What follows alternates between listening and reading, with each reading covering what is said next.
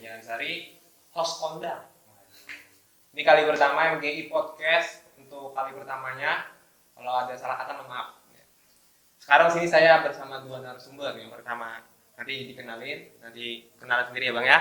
Dan di sini ada saudara Rifai ya, udah kenal. Saudara Rifai ini adalah anggota MGI SCST Aprin Yogyakarta dan juga pengurus aktif. Nanti cerita sedikit experience ya tentang basic mapping ini ya, of mineral tadi ya. Ya, siap. Ya, mungkin kita perkenalkan dulu saudara narasumber. Oh, ya. Silakan. Assalamualaikum warahmatullahi wabarakatuh. Waalaikumsalam warahmatullahi wabarakatuh. Nama saya Aditya Manggala. Saya dari Gaya 2014, Institut Sains dan Teknologi Aprin Jakarta. Masih fresh graduate-nya Aprin, jadi masih job seeker. Di sini saya dimintain tolong sama teman-teman dari MGI SCST Aprin Jakarta buat sharing knowledge tentang basic mapping mineral exploration ya. Iya. Ya nanti saya akan share apa yang saya ketahui selama saya kuliah, terus mungkin selama saya pernah melakukan riset individual ataupun tugas akhir yang saya ketahui akan coba saya share buat ke teman-teman. Nah sebenarnya ada beberapa narasumber tapi belum bisa, seperti Mas Faisal Sangaji. Ya, dulu Pak Bang Faisal ya. Mas Tolong Bernard. datang lah Bang. Tolong lah Bang. Ini Bang. Jangan ke situ terus lah, makanya tahu Bang apa kemana. Nah, sini. Ya, sama Mas Fernando, sama ya banyak lah teman-teman yang pernah ngelakuin kayak apa mapping exploration, Oke. khususnya untuk undergraduate student ya. Ya. Iya, untuk saudara Rifai sendiri. Mungkin saya akan nanti perkenalan dulu. Nama saya Rifai, saya anggota MGSC Aprin Jakarta. Mungkin nanti saya akan sharing kayak pengalaman yang pernah saya lakukan tentang basic mapping Of mineral exploration. mineral exploration mungkin itu aja nanti. Mungkin saya tanya dulu dari Bang Radit sendiri, apa sih detail mapping mineral of exploration itu tuh apa sebuah metode atau bagaimana itu Bang? Oke. Detail mapping for mineral exploration ya. Lebih di depannya kalau kita baca di Brimhall itu detailed mapping method atau metode pemetaan detail. Nah itu salah satu metode pemetaan juga, pemetaan geologi, tapi dia udah masuk ke tahap skala yang lebih detail. Yeah. Biasanya skalanya sudah main ke 1/5000, 1/2000 atau bahkan 1/100. Biasanya nanti tujuannya itu untuk memfokuskan satu wilayah di titik, atau untuk menentukan nanti, biasanya kalau di exploration mineral itu kita akan bisa menentukan prospek daerah-daerahnya itu. Kita bisa bagi per prospek itu. Luasan pun kecil itu ya? Apa gimana? Ya bisa dari luasan yang kecil 1/5000, 1/4000 maybe, or lebih turun lagi itu bisa. Oke. Jadi tujuannya untuk mendetailkan lah itu, detailkan, memfokuskan suatu titik wilayah, biasanya akan mendapatkan suatu data yang lebih akurat, terus maybe discovery suatu sistem atau endapan jebakan mineral seperti itu. Kalau di dunia exploration ya, khususnya di mineral. Itu pun harus yang ore, maksudnya yang mineral aktivitasnya, atau lebih aktivitasnya apakah hanya di mineral atau bisa ke lain Mas misalnya? Kalau dari yang ku pelajarin sih, biasanya metode detail mapping ini lebih dipakai di dunia mineral exploration, khususnya di copper and gold ataupun base metal and precious metal ya biasanya. Kalau untuk selama ini yang aku pelajarin mungkin dari riset ataupun dari tugas akhir, pernah aku tugas akhir di sana juga lebih ke copper and gold atau ke base metal atau ke mineral alteration hidrotermal lah, lebih yang fokus itu training gitu.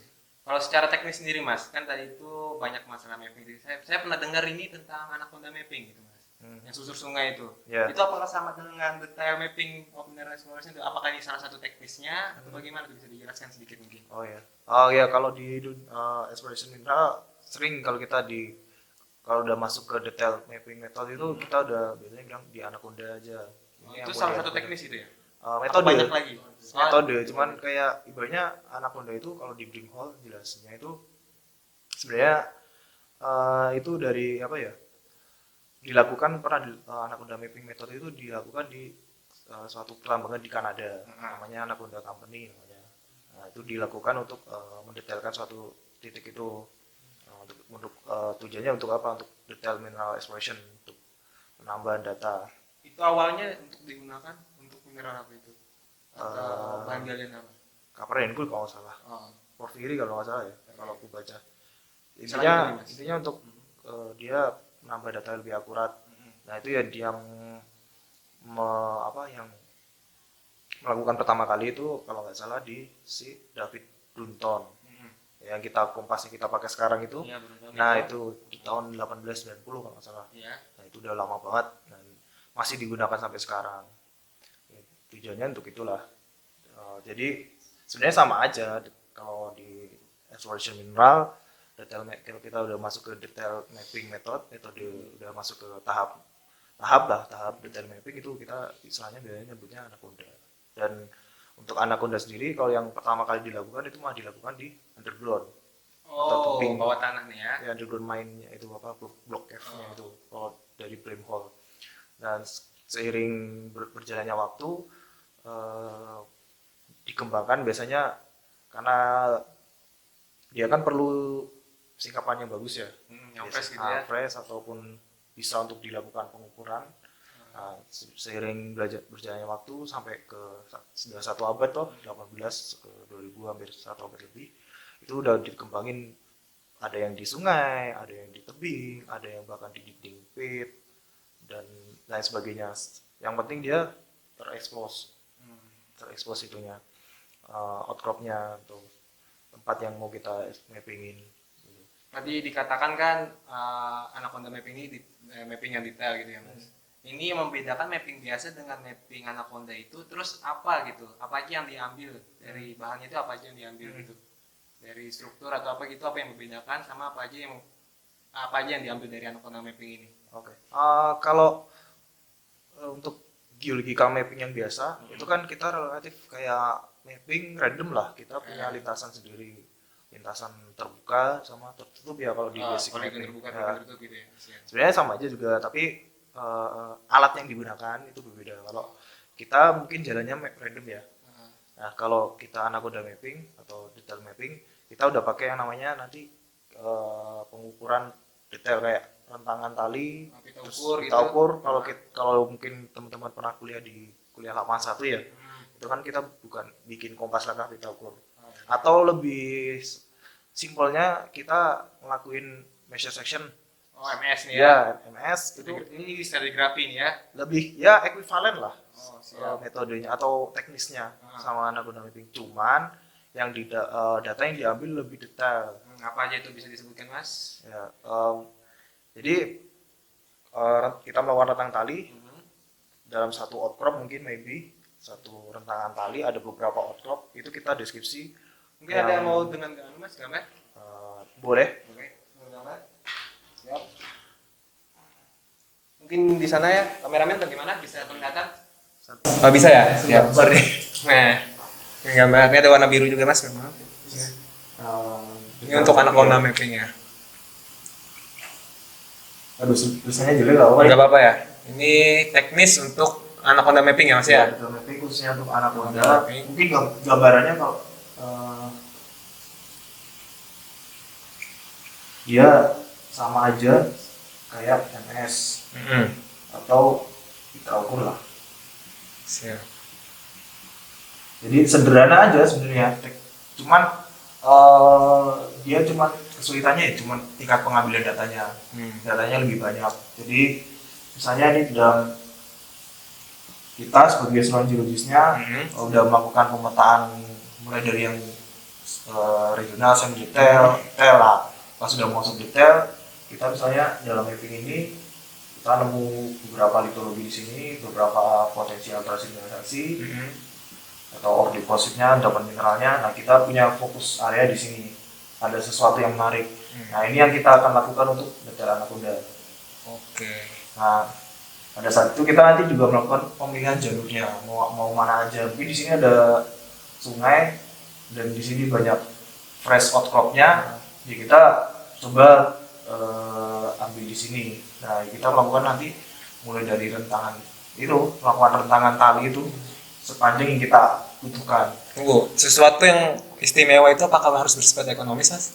Ya pasti. Pasti Kalau ya? di exploration mineral yang ini ekonomis dan biasanya sesuatu yang unik lah, mungkin banyak mineralisasi di sini, terus ada urat yang saling potong memotong, mineralisasi bijinya yang menarik atau yang sesuai yang kita harapkan. Nah itu kita boleh langsung melakukan ini anaconda bisa. Ya, itu pada saat kita melakukan, mungkin kita dapatnya di sungai atau di tebing, ya kita melakukan anaconda mapping mungkin dari yang hulu ya, kalau yang paling rendah paling rendah hilir ya, dari hilir ya? ke hulu, karena biasanya dari yang out of system, keluar dari sistemnya sampai ke central sistemnya. Itu key yang lebih bagus lah, solusi yang lebih bagus gitu, dari buntut ke kepala gitu ya. Mapping dari luar sistem sampai ke central of system itu lebih mempermudah buat teman-teman kalau mau anaconda mapping, karena kan kita udah mapping semua, jadi kita udah tahu out of systemnya mana, central of systemnya mana dari data sebelumnya. Itu gampang, cuma kayak rentang tali, tapi kita jalan terus sesuai dengan titik yang kita butuhkan. Ya awalnya kita kalau di sederhananya kita pakainya tiang kayu yang sama. Kalau kita punya teodolit lebih pakai teodolit lebih detail. Tapi biasanya kita pakai teodolit, kalau nggak tahu total station gitu ya Mas ya. Total station. Ya. Nah kita pakai 2 tiang yang sama. Itu untuk panjang tiangnya sendiri? Panjang tiang, tinggi tiang. Tinggi tiangnya ya mungkin minimal sebahu kita ya, sepundak kita. Atau ya mungkin dahi kita. Nah mungkin yang ini kita zoom out di sini. Ada mungkin beberapa outcrop di sini. Nah kita biasanya perlu 3 orang lah. Siap. 3 orang itu 2-nya porter yang buat rentang tali, satunya geologisnya. Kita geologisnya, atau mungkin 4, yang satu sampling. Porter juga tapi bagian sampling, yang satu 2 ya rentang talinya. Ini mungkin ada 2 orang yang melakukan rentang tali. Nah di sini kita ukur juga dari titik A ke B itu berapa. Nah saya misalnya maybe at least 20 meter. Nah ini kita punya sikapan di sini.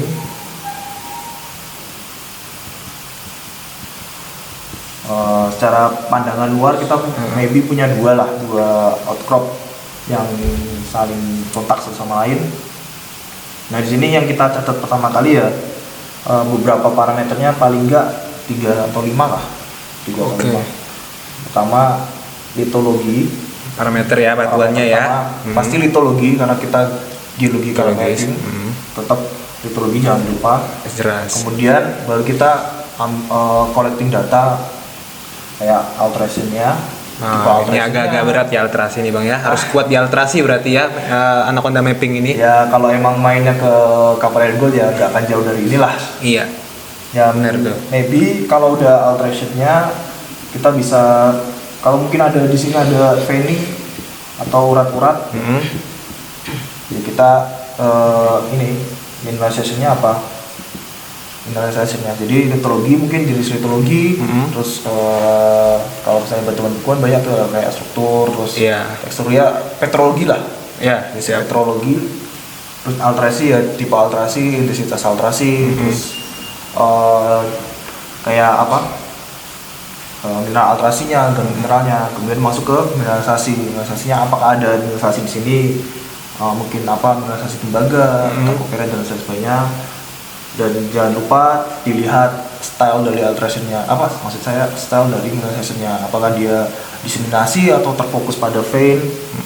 Baru nanti kita kasih kalau misalnya ada vein dan dilupakan juga veinnya seperti apa, pengukurannya, arah, terus tipe fan-nya apa. Kalau misalnya di porfiri kan ada tipe fan A, B, C dan lain sebagainya. Kalau di fan sistem kuarsa epithermal kan ada fan quartz, carbonate fan, oxide fan dan lain sebagainya. Ini biasanya ini cukup penting. Jadi satu lentangan ini ya ini beberapa parameter atau bahkan biasanya kita tambahkan kayak oxide. Oh, ini teroksidasi apa enggak nih ya? Mineral oksidanya apa? Karena mineral oksidasi ini juga termasuk salah satu parameter untuk kita vectoring ke ore-nya. Vectoring itu center of system-nya itu bisa dibagi di sana. Intinya data apapun yang ada di sini yang dapat menunjang proses kegiatan detail mapping itu dicatat sebanyak mungkin. Semakin banyak kalian record datanya, itu akan semakin bagus datanya. Oke. Kuncinya Semakin banyak collect data, semakin bagus datanya. Ya benar. Jadi kalian makin banyak collecting datanya, ya data kalian pasti akan bagus dan akurat. Dan kalian akan enak lah, ya walaupun agak memakan sedikit waktu. Tapi ya ini kayak kawan aku mapping kayak gini, beberapa parameter dalam satu titik.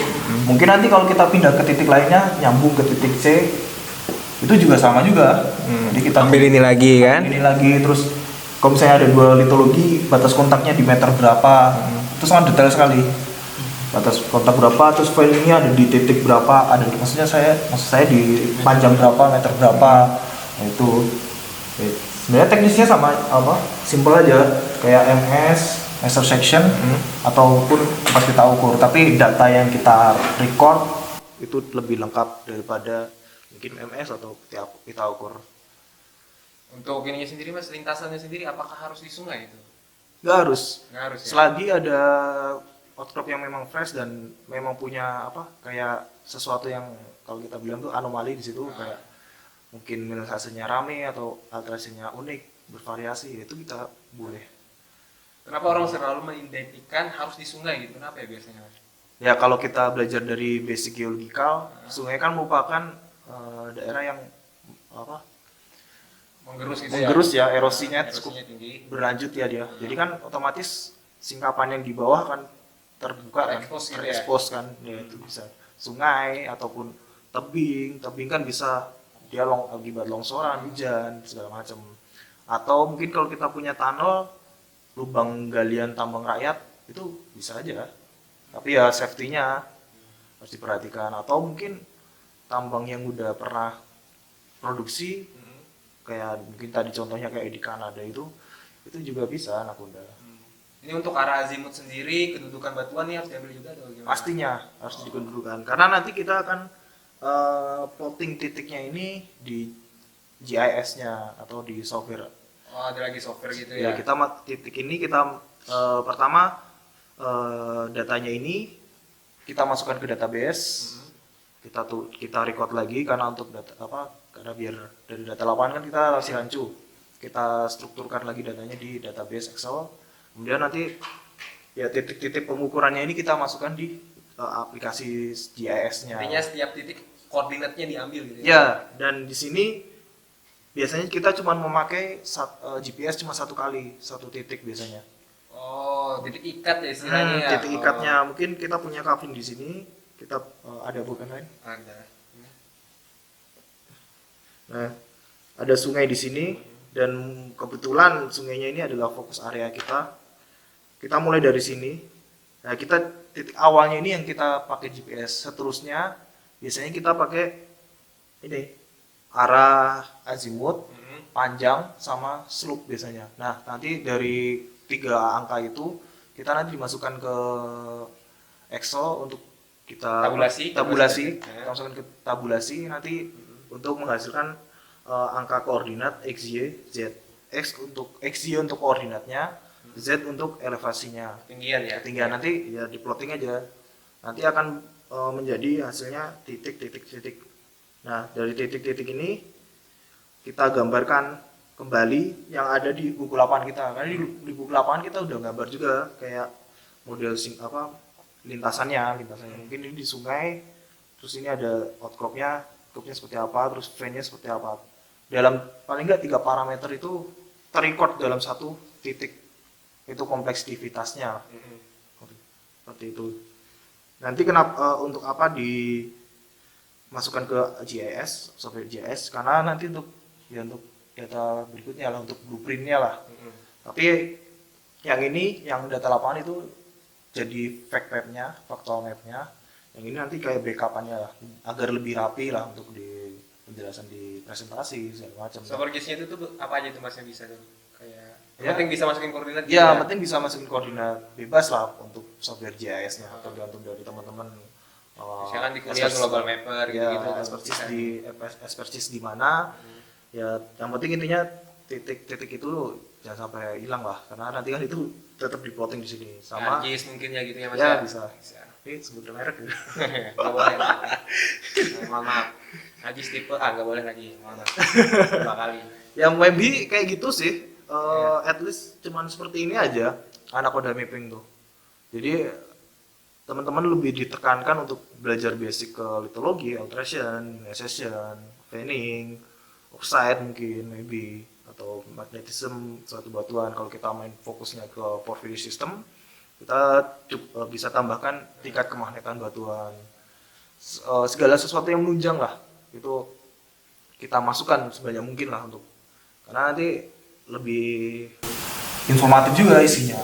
Bahkan beberapa juga sering memasukkan material lepas atau float itu ke dalam lintasannya ini, karena Bisa jelaskan float itu seperti apa tuh Mas? float itu kan material lepas. Jadi kalau kita main di sungai nih, Anacondanya kita fokuskan di sungai. Kan biasanya banyak material-material boulder lepas tuh. Ya. Nah, itu bisa jadi ini suatu data juga. Nanti bisa jadi itu indikasi, mungkin kalau kita jalan dari hilir ketemu float, mungkin float trace-nya potasik, kita bisa kayak positive thinking lah, kayak ada angin segar lah untuk kita. Wah, kayaknya saya yakin nih kita ke hulu akan membuat something di sini, akan membuat sesuatu di sini. Itu dicatat juga, toh nanti ketemu nggak ketemunya itu Urusan belakang tuh ya. Ya, itu bisa jadi data juga, data untuk indikasi kalau di situ mungkin ada sesuatu di situ. Tapi mungkin apakah dia masih di bawah atau dia cuma lepasan dari mana, itu nanti bisa jadi bahan pertimbangan selanjutnya lah. Gitu. Untuk goalnya sendiri nih apa nih kalau kita sudah mapping Anaconda mapping ini, untuk goalnya sendiri kita dapatkan apa dari sini? Ya, goalnya banyak ya, dari sebaran vein, intensitas vein. Kalau kita pengen fokus ke vein-nya, terus kalau kita main ke intrusion related ya kita bisa letakkan secara detail lebar atau luasan area dari geological feature-nya. Dan kita juga bisa vectoring juga untuk kayak kegiatan selanjutnya, kayak kita mau ngebor drilling itu biasanya udah bisa, karena kita udah tahu titik-titik mana aja yang punya, misalnya kayak sistem yang cukup bagus, nilai hasil yang cukup bagus di situ, ekonomiknya yang mana. Dan nanti kita juga bisa melakukan kayak kegiatan selanjutnya kayak geofisika, drilling, terus geochemical, kayak Itu satu kesatuan biasanya cari mineral ekonomis gitu ya. Nanti kan after itu ya bisa modeling segala macam sampai ke mining lah. Iya. Bisa ditentukan apakah ini cocok untuk di mining atau di apa. Nah, itu jadi cukup penting lah kalau kita sudah masuk ke bagian detail mapping, karena ini sudah recovery datanya udah lebih lengkap lah, di atas 80-90% lah. Kalau saya mau tanya nih, Mas Radit atau Bang Radit ini pernah luasan berapa, pernah lihat di paper atau jurnal, luasan berapa paling besar itu orang pernah Anaconda mapping? Kalau saya belum pernah lihat sih kalau untuk orang lain, tapi kalau pengalaman saya sendiri, saya Anaconda mapping 2 kali 2 km. Oh, itu bisa dijelaskan tuh Mas di mana tempatnya atau kapan, berapa hari, waktu yang ditentukan? Waktu itu ya pada saat saya melakukan tugas akhir di perusahaan sih, suatu company di Kalimantan. Terus itu saya dikasih coupling 2 kali 2. Iya. Pertama ya saya rekones dulu, terus akhirnya saya memutuskan untuk Anaconda semua, karena ada beberapa aspek di sana kenapa di Anaconda semua, karena tiap titik itu punya variasi metodologi mineralisasi yang cukup menarik lah untuk didetailkan. Dan di sana juga udah dilakukan pemetaan detail juga. Jadi kita pas saya masuk itu bagian udah mulai ke detail yang anaconda lah. Dan hasilnya ya cukup memuaskan. Kita juga menemuin discovery baru di sana dan bisa jadi untuk bahan pertimbangan perusahaan selanjutnya lah. Itu berapa orang tuh Mas mapping itu waktu itu? Oh ya, untuk waktunya itu dulu saya punya teman dari UPN. Berdua nih ya? Dua, tapi beda prospek. Oke. Satu yang prospek ke sistem porfiri, satu yang prospek ke sistem epithermal. Oke. Saya dibagi, dipecah, tapi untuk waktunya saya dikasih waktu 2 bulan untuk tugas air di sana, tapi saya selesaikan untuk mappingnya sekitar 1,5 bulan kurang dikit lah. Oh. Sisanya saya processing data, terus bikin petanya, peta geologi, alterasi, terus peta faktualnya, fact mapnya, sampai saya bikin laporan, terus pemilihan sampel, terus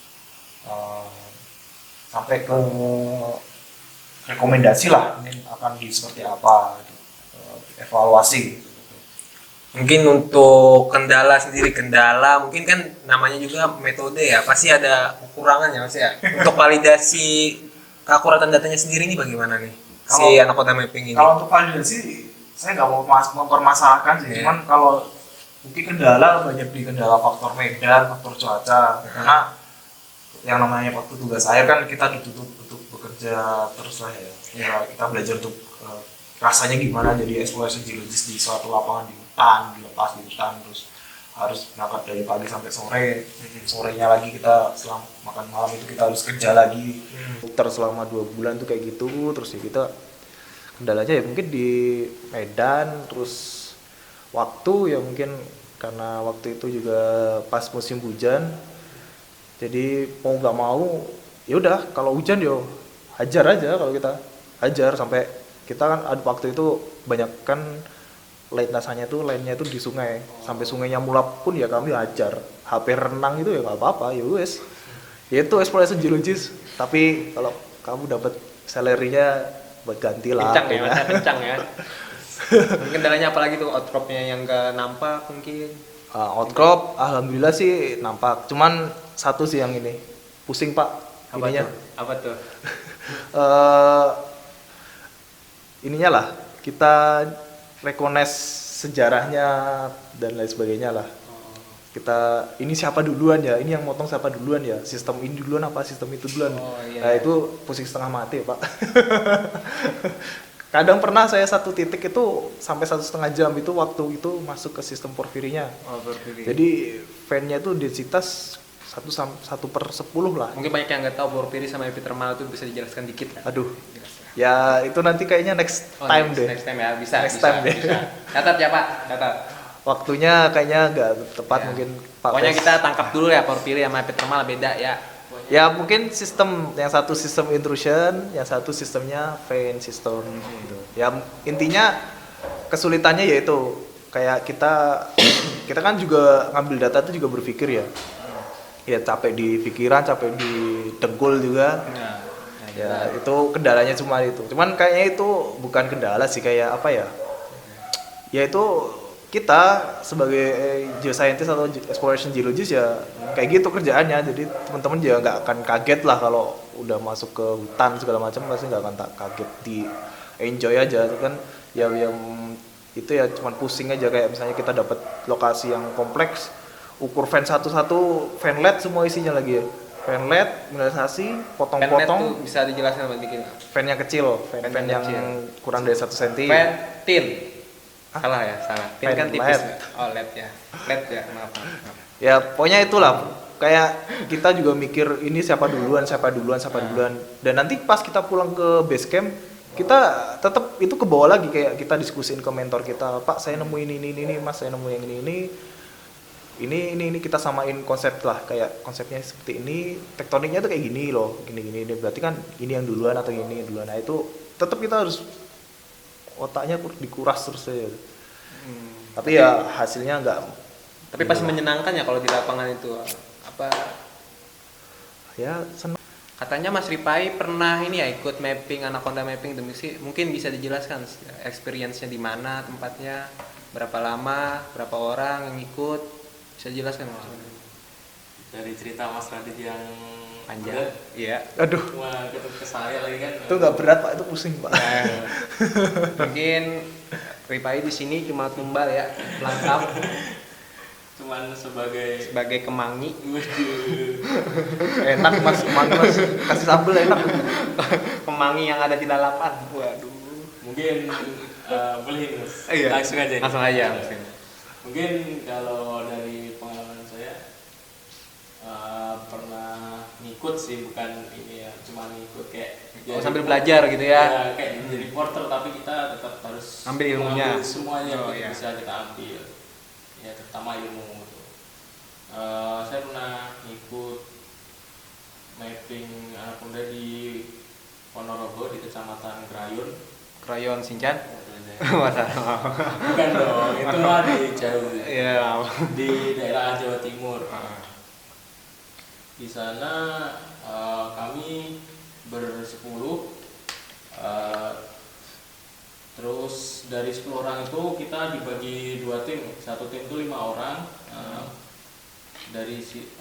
Satu tim itu 5 orang, ada yang melakukan mapping geologi kalau mapping seperti biasanya, yang satu tim lagi melakukan Anaconda mapping atau mapping detail.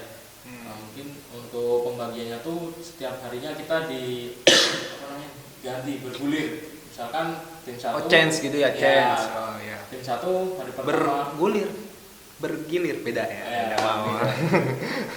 beda. Oh, beda, wow. Ya, Chance ya. yes. Terus ya misalkan tim pertama hari pertama geological mapping biasa. Iya.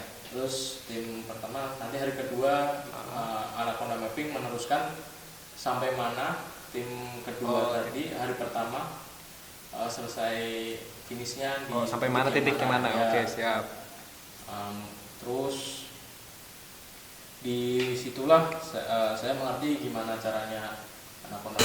Nanti di sungai itu ada cabang, kita tetap ikutin salah satu cabang. Misalkan yang salah satu cabang itu nggak bagus gitu ya, dan kita lanjut ke sungai utamanya. Oh. Nah, seperti itu.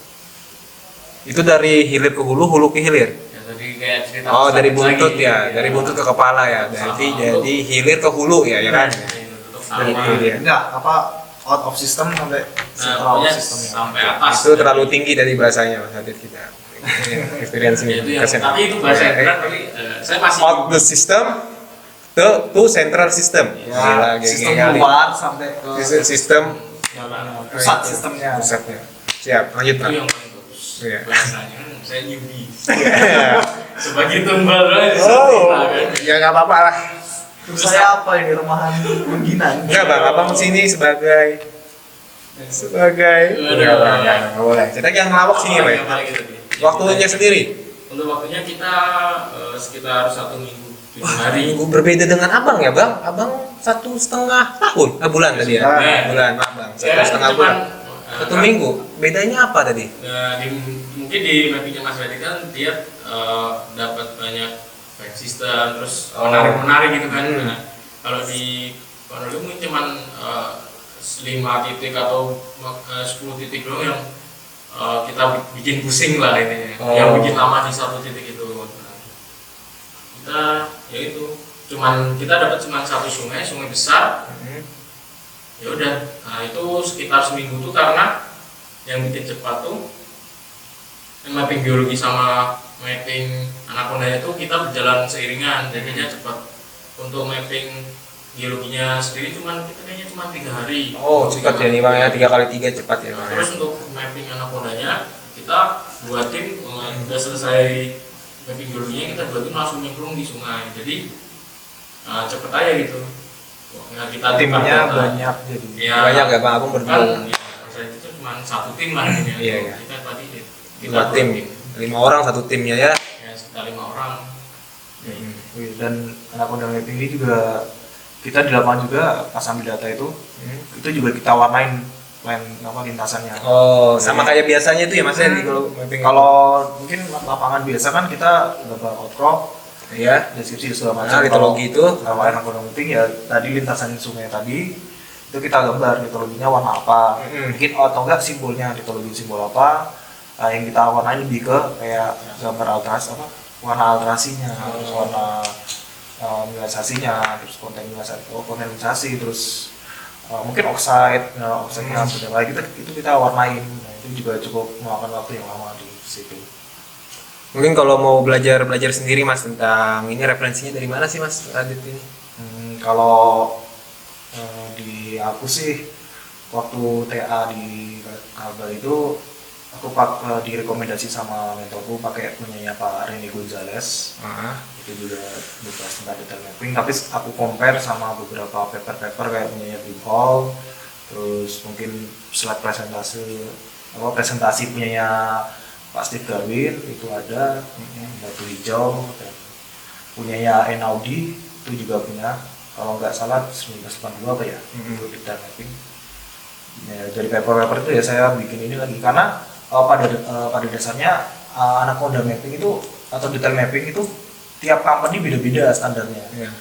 Tiap company, jadi nggak satu company dengan company lain itu kadang sama, itu nggak, tergantung kebutuhan di lapangannya. Kalau di lapangannya bermainnya lebih fan sistemnya lebih fresh, ya kita fokuskan ke fan sistemnya atau batuannya yang fresh. Kalau emang lokasinya udah oksidasi semua, udah lapuk semua, ya gitu parameternya cuma itu. Jadi dan warna pun kadang tiap company juga beda warna alterasinya. Kayak mungkin di tempatku potasik ungu, mungkin di tempat B company B potasiknya mungkin coklat, itu beda-beda. Jadi karena pemetaan alterasi ya nanti kan jadinya sama aja kayak alterasi sama geologi kan. Itu kan nggak ada SNI-nya, jadi tergantung standar company-nya. Nggak ada SNI ya, nggak ada. Kalau Tapi SSI ada. Apa itu SSI? Tanya lagi. Siapa yang ngomong SNI itu? Standar Nasional Inggris salah, Indonesia dong. Aduh. Sandi Stratigraphy Indonesia, waduh itu SSI salah. Setelah ini Ya. kan Mungkin ada yang disampaikan lagi. Ya mungkin itu sih kayak apa kita feature-nya itu kayak warna apa, mau warnain itunya. Ya kayak kita nanti olah datanya juga kayak kita belajar menggambar teknik gitu lah. Seperti itu sampai ke untuk pertanyaan. Saya tadi mau bawa fact map punya saya atau mapnya, ini ya nggak bisa bawanya. Oh, Punya saya A0 gede. bisa tuh kalau di Papios mahal biasanya. Dan Lumayan lah. dan nanti apa untuk bikin petanya kan kita manual, tetap manual. Oh, kayak gimana tuh Mas bisa? Ya kita Kertas kalkir gitu. ya timpa kertas kalkir, nanti kita punya lintasan nih, udah digambar dari GIS tadi ya. JIS lagi, itu di printer, di print, jadi lihat titik-titik. Nah titik-titik itu nanti kita gambar ulang lagi. Ya. Nah, setelah gambar ulang full nih udah jadi satu. Di overlap gitu ya. Terus kita punya kalkir, kita timpa, kita warnain. Nah yang ini yang peta faktualnya yang akan dipakai terus. itu yang Jadi mana ya, blueprint. Blueprintnya lah ibaratnya ya. Blueprint. itu yang mana Red print nggak ada. Ya, itu aset lah, aset perusahaan. Red print. Ada Blackpink. Nggak ada. Mungkin ini udah materinya udah bagus sekali ya. Mungkin habis ini ada ke lapangan, mungkin ada lapangan nggak Mas? Ya rencananya sih kita coba ajak teman-teman ke lapangan.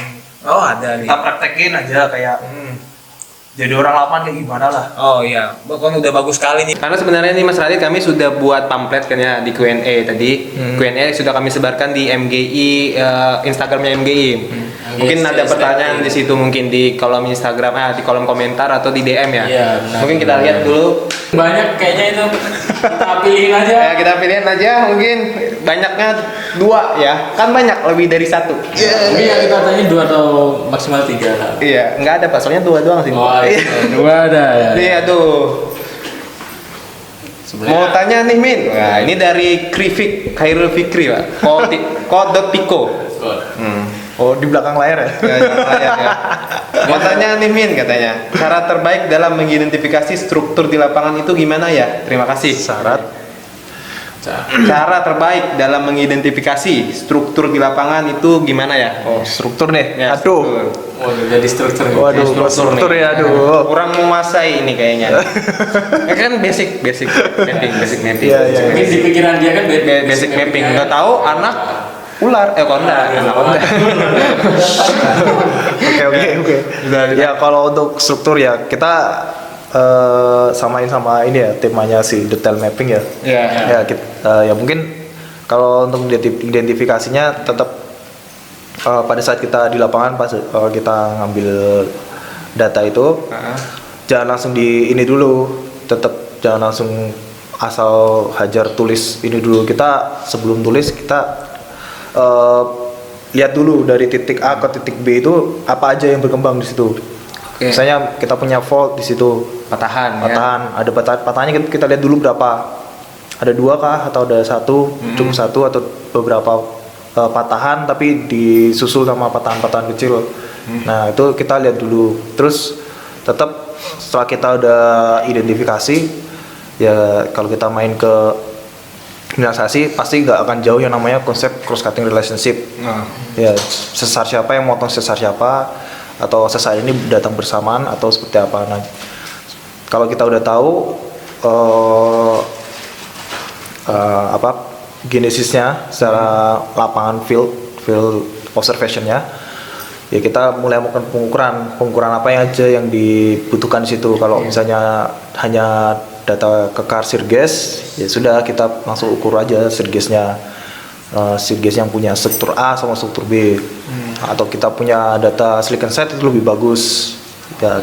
Nanti tetap aja kita analisis di lapangan atau analisis di lapangan kayak gambaran kasar, terus analisis di studio kayak pakai laptop analisis kayak software. Tetap kita kaitin sama kondisi lapangannya. Misalnya sesar pertama sesar mendatar kanan, yang kedua sesar mendatar kiri, yang duluan yang kanan, kemudian terpotong. Cocok gak sama analisis datanya, bener gak, terus dicocokin sama kondisi lapangannya. Oke. Seperti itu. Jadi tetap cek kondisi lapangannya dulu. Kita bisa lihat dari parameter-parameter yang ada di lapangan kayak cross-cutting relationship, terus ada kayak indikasi apa sungai berbelok atau gawir. Tetap itu sih. Cuman nanti PR yang lebih PR-nya sih kejelian sih, sense geologinya.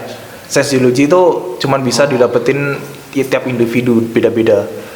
Ini bahasa kampungnya kepekaan ya. Ya, pekaan. Kepekaan. Tapi yang geologi loh. Saya itu nikap. ada nanti kepekoan. Ya mungkin untuk Mas Hairul Fikri kayak itu sih. Iya. Mungkin cukup ya. Ya, Jawab itu kan. Jawab ya. Nah, mungkin untuk pertanyaan berikutnya Q&A dari pertanyaan ya saya sendiri kayaknya ya. Bapak Mungkin kenapa disebut metode ini dengan metode anaconda mapping? Kenapa enggak mungkin ular sanca mapping mungkin? Atau garaga mapping mungkin kan ya lebih King Cobra mapping. Ya, King Cobra mapping mungkin atau garaga mungkin lebih sangar Mas. Kenapa harus mungkin? Ini harus dijawab ilmiah nih Mas. Aduh. Mungkin kenapa bisa dijawab dengan siapa pertama kali yang menemukan, mungkin pertama kali publish atau company yang pertama kali menemukan gitu. Mungkin bisa dijawab dengan Mas Radit. Ya.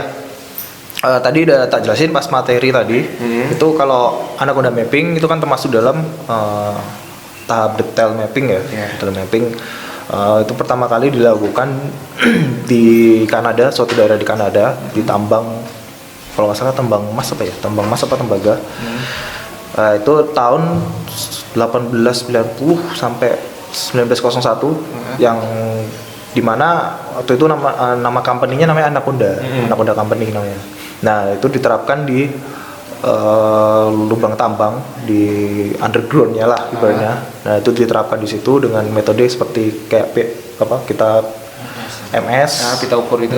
Nah yang pertama kali memperagakannya itu adalah David Brunton.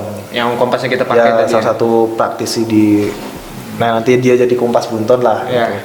Dia pakai kompas langka ya. Dia mungkin sebelum pakai kompas pakai apa ya dia? Kan sudah ada kompasnya itu. Oh, sudah ada. Kompasnya sudah lama, jadi ada. udah lama namanya Brunton itu. Tuh. Oke. Terjawab sampai, sih tadi. sampai sekarang lah dipakai terus. Terjawab. Mungkin Mas Ripai ada tanya atau Oh saya sih nggak ada. Sih. Enggak ada. Mungkin cukup atau Cukup. Aduh. Kayak bisa ngobrol dan komen di lapangan ya. Oh, boleh. Tunggu di lapangan ya tanggal 10 Oktober ya. Mungkin 10 Oktober ya. Bapak Reja, kalau misalkan ada pertanyaan gitu atau mau ditanyakan tapi kan malu mungkin dari dia mungkin bisa langsung kontak ya. Waduh. Kontak boleh nggak Mas kontaknya? Boleh. Boleh ya. Kontak nanti ke saya dulu mintanya.